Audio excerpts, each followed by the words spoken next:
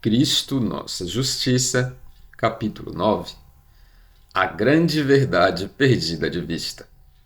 Que uma verdade tão fundamental e abarcante como a justiça imputada, justificação pela fé, tenha sido perdida de vista por muitos que professam santidade e terem sido incumbidos com a mensagem final do céu a um mundo que perece, parece incrível. Mas é-nos claramente dito: este é um fato. A doutrina de justificação pela fé tem sido perdida de vista por muitos que têm professado crer na terceira mensagem angélica. Review and Herald, 13 de agosto de 1889.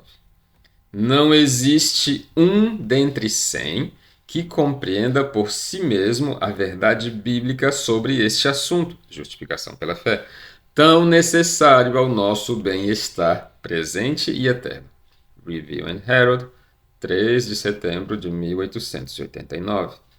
Pelos últimos 20 anos, uma influência sutil e não consagrada tem conduzido homens a olharem aos homens, a ligarem-se a homens, a negligenciarem seu companheiro celestial. Muitos deram costas a Cristo. Deixaram de apreciar aquele que declara: Eis que estou convosco todos os dias até a consumação do século. Façamos tudo quanto estiver ao nosso alcance para resgatar o passado. Review and Herald, 18 de fevereiro de 1904. 20 anos atrás, contando de 1904, nos introduziriam no auge da ênfase à mensagem da justificação pela fé em 1888, com as mensagens preparatórias que precederam imediatamente. O que diremos, companheiros de obra? Não faremos tudo ao nosso alcance para redimir o passado? Pode ter se dado que ao retornar da festa tenhamos deixado a Jesus para trás, e torna-se-nos necessário buscá-lo com aflição, como José e Maria fizeram em sua jornada rumo ao lar, partindo de Jerusalém. É-nos dito que a razão por que nossos pregadores conseguem tão pouco é que não caminham com Deus. Ele está a um dia de viagem de muitos deles. Testimonies, volume 1, página 434. É uma questão individual. Façamos uma pausa e consideremos. É o Salvador uma presença viva e permanente em minha vida? Ou está ele a um dia de viagem de distância e são minha vida e obra resultado da memória de sua presença? A penetrante advertência vinda mediante o espírito de profecia no que concerne ao grande número de adventistas do sétimo dia que perderam de vista a doutrina de justificação pela fé foi escrita em 1889. Que alteração o tempo causou na proporção de nosso povo, que naquele tempo não se apegou a esta preciosa mensagem ou não a atendeu, ninguém tentará dizer. Mas sabemos que cada crente na mensagem do terceiro anjo neste tempo deveria ter clara concepção da doutrina de justificação pela fé e uma experiência bem fundamentada na grande transação. Que significa perder de vista tal verdade?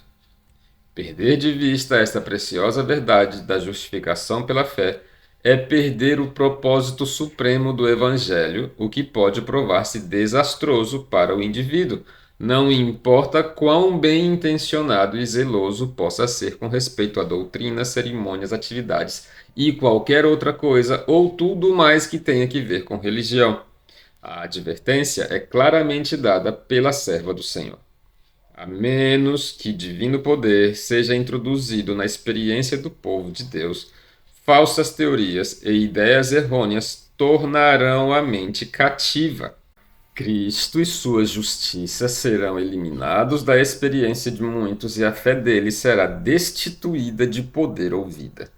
Estes não terão uma experiência diária vital do amor de Deus no coração, e se não se arrependerem zelosamente, estarão entre aqueles que são representados pelos laodiceanos e que serão vomitados da boca de Deus. Review and Herald, 3 de setembro de 1889. O povo de Deus fracassou em grau lamentável quanto ao trazer o poder divino à sua experiência, e o resultado predito tem sido visto. Falsas teorias e ideias errôneas têm tornado mentes cativas. Cristo e sua justiça têm sido eliminados da experiência de muitos. A fé de muitos é destituída de vida ou poder. Não existe uma experiência diária vital do amor de Deus no coração. E mais ainda, é-nos dito que muito tem sido perdido para a causa de Deus pela falha em obter essa experiência vital do poder divino, justificação pela fé. O povo de Deus tem perdido muito por não manter a simplicidade da verdade tal como é em Jesus. Esta simplicidade foi tornada complexa e formas e cerimônias de uma rotina de excessivas atividades de caráter mecânico tomaram seu lugar. Orgulho e mornidão têm tornado o professo povo de Deus uma ofensa à sua vista.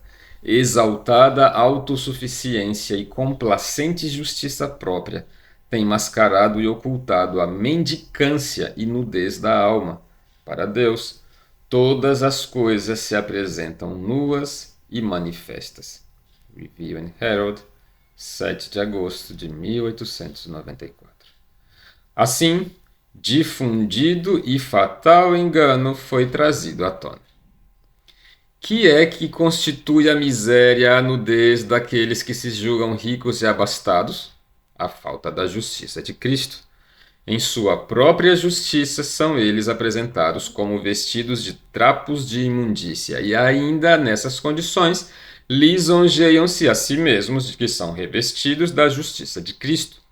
Poderia haver engano maior? Review and Herald, 7 de agosto de 1894. Martinho Lutero temia que esta grande verdade fosse deturpada. O temor de que a doutrina da justificação pela fé, tão preciosa a seu coração e mediante a qual a grande reforma veio a se passar, fosse perdida de vista, parece ter sido dominante na mente de Lutero ao ele ter uma visão de acontecimentos futuros ocorrendo no mundo. Lemos: se o artigo de justificação for alguma vez perdido de vista, então toda a verdadeira doutrina cristã está perdida. Aquele, pois, que se desvia dessa justiça cristã, deve cair na justiça da lei, o que quer dizer, quando ele perde a Cristo, deve cair na confiança de suas próprias obras. Pois se negligenciamos o artigo de justificação, perdemo-lo totalmente. Portanto, supremamente necessário é ele, especialmente e acima de todas as coisas, que nós ensinemos e repitamos este artigo continuamente. Contudo, mesmo que o aprendamos e o compreendamos bem, não há ninguém que o domine perfeitamente ou nele creia de coração. Portanto, eu creio que esta doutrina será deturpada e obscurecida novamente quando morrermos, porque o mundo deve estar repleto de horríveis trevas e erros antes que venha o último dia. Luther and Galatians, páginas 136, 148, 149 e 402. Assim como Deus chamou a Lutero da escuridão da meia-noite do século XVI e colocou-lhe nas mãos esta tocha de verdade, o justo viverá pela fé, também terá ele sempre seus portadores do estandarte para sustentar essa base fundamental de salvação em ligação com a verdade presente nos vários estágios da proclamação da última mensagem do Evangelho em todo o mundo. É, portanto, oportuno que nós, hoje, dediquemos a esta verdade vital o mais dedicado e integral estudo. Devia ser tão claramente entendido como um pecador pode se transformar num santo, quanto fomos ensinados como Adão, um homem sem pecado, tornou-se um pecador. A justificação pela fé deve ser tão clara à nossa mente quanto os ensinos sobre a lei, o sábado, a vinda do Senhor e todas as demais doutrinas reveladas nas Escrituras. Mas não é assim entendida por muitos. E por não ser nem apreciada nem experimentada, quanto deveria, a falha da parte de tais em apresentá-la em seus ensinos. Essa falha foi reconhecida e claramente assinalada já em 1889, pois lemos: os ministros não têm apresentado a Cristo em sua plenitude ao povo, seja nas igrejas ou em novos campos. E as pessoas não têm uma fé inteligente. Não foram instruídas como deveriam ter sido de que Cristo é para elas tanto salvação quanto justiça. Review and Herald, 3 de setembro de 1889. O dever de ministros em apresentar a mensagem de justificação pela fé. Os parágrafos seguintes fornecem o mais excelente e apropriado conselho a ministros e outros obreiros evangélicos, apontando claramente ao triste fato de que o centro de atração, Jesus, tem sido tornado secundário para muitos, enquanto teorias e argumentos têm obtido o primeiro lugar. Que erro fatal!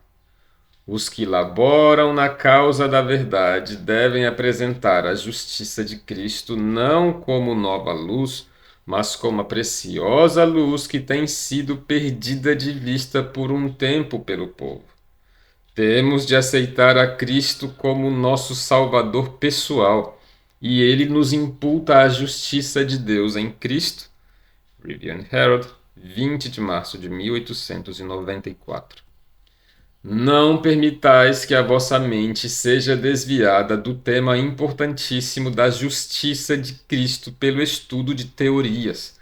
Não imagineis que a execução de cerimônias, a observância de formas exteriores, vos farão herdeiros do céu. Desejamos manter a mente firmemente no ponto para que estamos trabalhando, pois este é o dia da preparação do Senhor e devemos submeter nossos corações a Deus, para que possam ser abrandados e subjugados pelo Espírito Santo. Review and Herald, 6 de abril de 1892. O grande centro da atração, Jesus Cristo, não deve ser deixado de fora da mensagem do terceiro anjo. Por muitos que têm estado empenhados na obra para este tempo, Cristo foi tornado secundário e teorias e argumentos tomaram o seu lugar. Review and Herald, 20 de março de 1894. O ministério da encarnação de Cristo, a conta de seus sofrimentos, sua crucifixão, sua ressurreição e sua ascensão, abrem a toda a humanidade o maravilhoso amor de Deus. Isto comunica um poder à verdade. Review and Herald, 18 de junho de 1895. As pequenas igrejas me foram apresentadas como destituídas de alimento espiritual a ponto de estarem quase a perecer. E Deus vos diz: sê vigilante e consolida o resto que estava para morrer, porque não tenho achado íntegras as tuas obras na presença de meu Deus. Review and Herald, 4 de março de 1890. Isto, porém, eu sei, que nossas igrejas estão perecendo por falta de ensino sobre o assunto da justiça pela fé em Cristo e verdades semelhantes. Obreiros Evangélicos, página 301. O tema que atrai o coração do pecador é Cristo e este crucificado. Sobre a cruz do Calvário, Jesus é revelado ao mundo em seu amor sem paralelo. Apresentai-o assim às multidões famintas, e a luz de seu amor tirará os homens das trevas para a luz, da transgressão para a obediência e verdadeira santidade. A contemplação de Jesus sobre a cruz do Calvário desperta a consciência quanto ao horrendo caráter do pecado, como nada mais poderá fazer. Review and Herald, 22 de novembro de 1892. Cristo crucificado, falai sobre isto, orai a respeito, contai-o, e isto quebrantará e ganhará corações. Frases normais e sem vida, a apresentação de meros assuntos argumentativos produz pequeno bem. O enternecido amor de Deus no coração dos obreiros será reconhecido por aqueles por quem eles trabalham. Almas estão sedentas pela água da vida. Não permitais que se retirem de vós vazios. Revelai-lhes o amor de Cristo. Conduzi-as a Jesus e ele lhes dará o pão da vida e a água da salvação. Review and Herald, 2 de junho de 1903. Este capítulo estará adequadamente encerrado com as seguintes declarações inigualáveis, que sumariam o cabedal da mensagem do Espírito de Profecia e nos dão a pista para a linha da nossa investigação. Se, mediante a graça de Cristo, seu povo se tornar novos odres, ele os encherá com o novo vinho. Deus dará mais luz, e velhas verdades serão recuperadas e postas na moldura da verdade. E onde quer que forem os obreiros, hão de triunfar. Como embaixadores de Cristo, cumpre-lhes investigar as Escrituras, procurar as verdades ocultas sob o pó do erro. E todo raio de luz recebido deve ser comunicado aos outros. Um interesse predominará, um assunto absorverá todos os outros. Cristo, justiça nossa. Review and Herald, extra, 23 de dezembro de 1890.